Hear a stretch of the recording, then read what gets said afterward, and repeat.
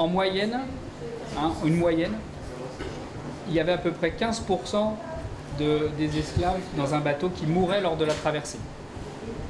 C'est une moyenne. Des fois, c'était beaucoup plus. Il y avait des enfants sur bord? Bien sûr, il y avait des enfants, des femmes, des enfants, des hommes, bien sûr.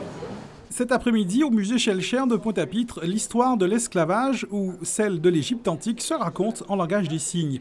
L'opération Musée en signes est lancée. Ça a été mis en place avec le Conseil général. Donc, il y a une visite pour les sourds, donc pour le public sourd, qui est organisée au musée Schellcher, de façon à ce qu'ils s'approprient leur histoire, qu'ils s'approprient leur cheminement un peu dans l'histoire, dans la société. Une action forte pour les sourds et les malentendants qui aujourd'hui encore déplorent le manque d'accessibilité à la culture. Effectivement, j'avais jamais eu l'opportunité d'intégrer un musée et là, du fait de cette découverte, c'est très enrichissant. C'est très bien, c'est une très bonne initiative.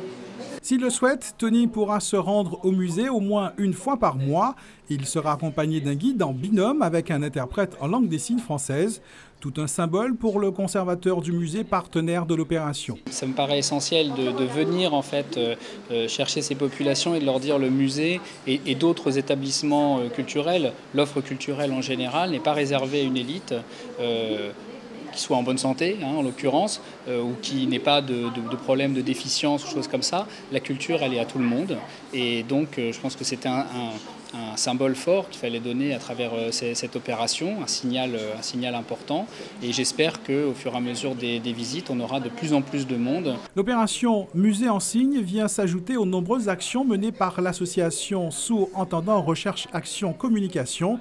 Dernier exemple en date, une visite en langue des signes pour les Journées du patrimoine. C'est vrai qu'on a différents pôles et on essaie justement, en fonction de chaque pôle, de lier à ça une activité ou une visite, une sortie avec les sourds, de façon à ce qu'il y ait quelque chose, un support visuel.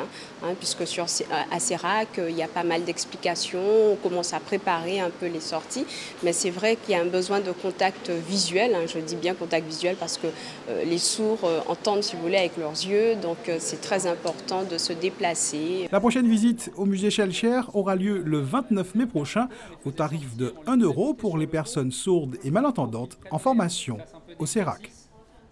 Pour se maintenir à peu près en bonne santé.